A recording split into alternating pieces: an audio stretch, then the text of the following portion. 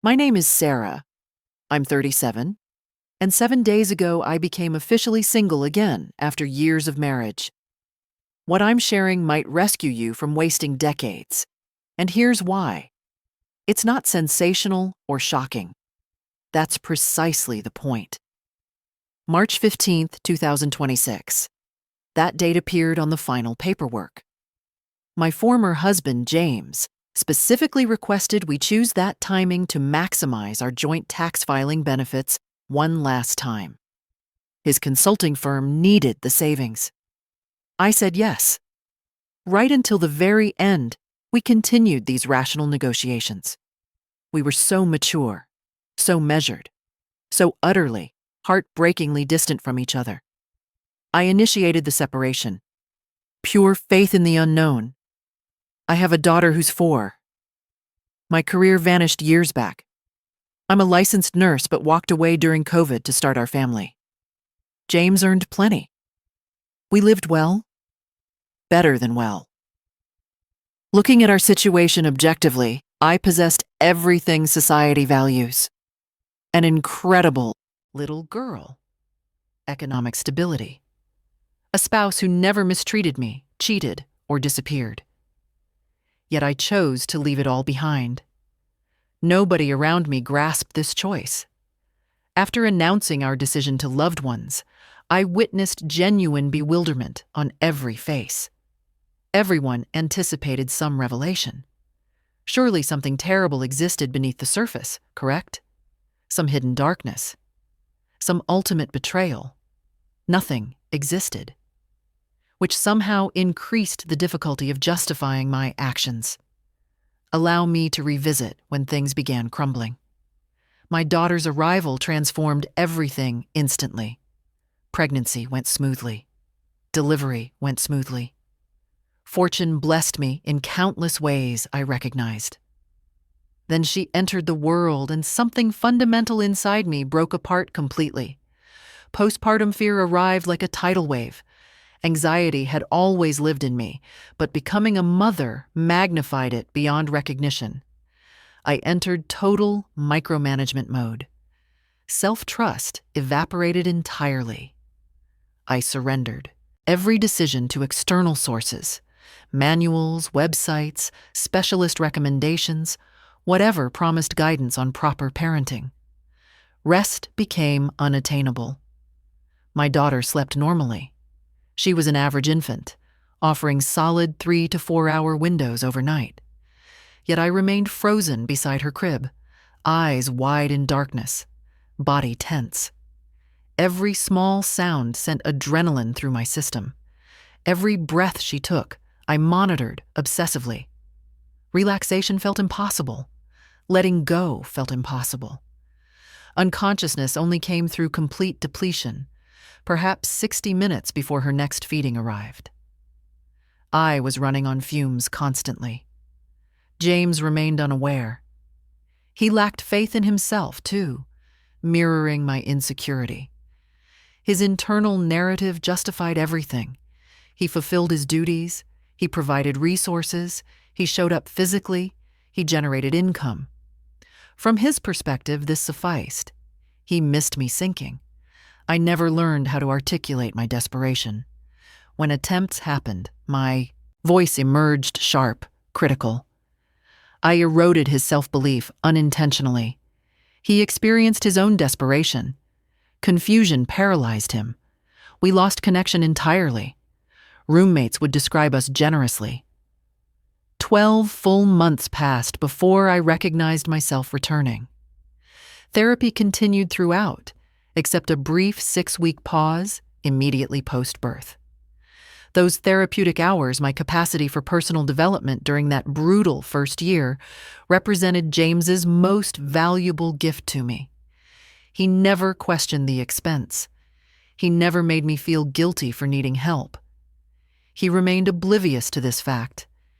He never comprehended how profoundly that saved my sanity. Without that support, I don't know where I'd be today. Once my daughter reached 1, rescuing our marriage became my mission. Countless sessions with my therapist focused on improving partnership skills. Motherhood gradually felt less foreign, and I believed I possessed energy for being a better spouse. 2 additional years involved religious therapy attendance. James joined occasionally, absent other times.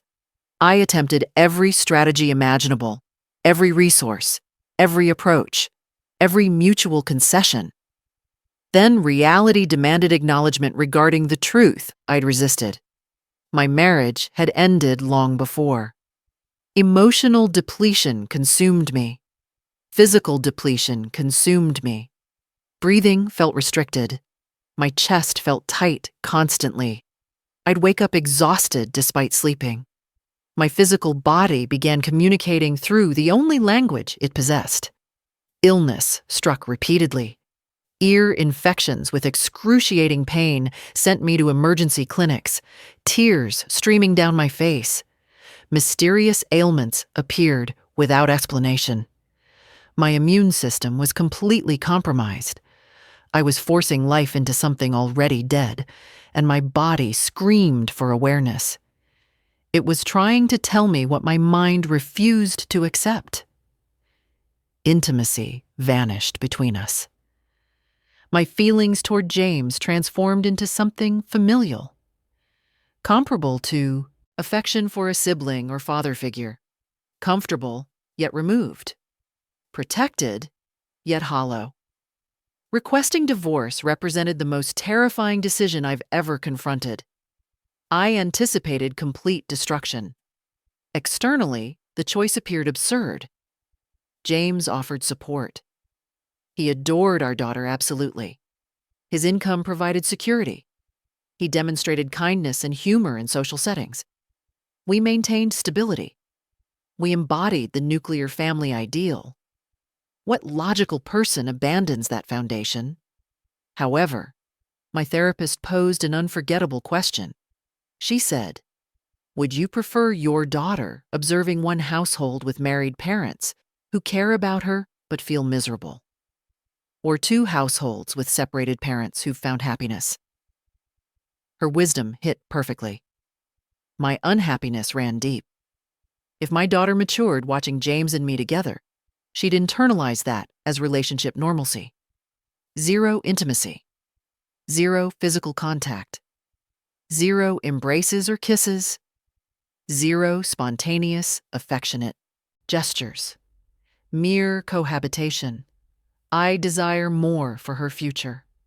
I want her understanding a beautiful form of love, the version involving intertwined fingers and unexpected kisses without reason, the version delivering genuine joy and closeness, not simply safety, the version where partners laugh together and choose each other daily, where affection flows naturally and connection feels effortless. James and I couldn't model that reality. We couldn't even fake it convincingly. And children see everything, even what we think we're hiding. 7 months into legal separation, I struggle articulating the fulfillment and joy I've discovered already. Everything remains fresh, yet I genuinely feel transformed. I observe James flourishing simultaneously. We've preserved friendship, a peaceful separation. This outcome has blessed everyone involved, particularly our daughter. My future excites me again. I see James energized about his path too. Our daughter is thriving beautifully. Eternal gratitude flows toward him for everything he contributed, for enabling those years I spent raising her without employment obligations. Those years alongside her rank among life's greatest treasures. Employment returns soon to sustain myself and my daughter independently. I'm researching nursing positions currently. It's daunting after so long away, but also exciting in unexpected ways. She celebrated her 4th birthday last September. We had a small party with close friends. She might never retain memories of this precious time we shared when she's older. Those memories belong to me forever, regardless. They're etched into my heart permanently. Here's my essential message for you. Ending a marriage doesn't demand catastrophic circumstances. Infidelity isn't required, nor abuse, deception, or bankruptcy. Sometimes leaving becomes correct simply because you deserve authentic love, genuinely loved, not merely tolerated, valued, or supported financially. Loved. That describes my choice. Precisely. It's proven the wisest decision of my existence. My daughter will have 2 content-divorced parents, I firmly believe. She'll witness authentic intimacy, genuine affection, true partnership once we both discover it again. That's invaluable beyond measure. People question whether regret haunts me, whether fear controls me, whether I imagine alternative outcomes if I'd simply endured. My answer stays consistent. Absolutely not. Never once. Because I understand what continuation meant. I would have remained diminished, remained silent, remained separated from myself and any chance at genuine love. Years went into attempting repair. I contributed everything possible. Peace exists in that knowledge. Zero guilt remains. I recognize my effort. I recognize when effort becomes futile. My daughter deserves a complete mother, a joyful mother, a mother demonstrating what choosing yourself looks like when necessary. Not from selfishness, but from courage.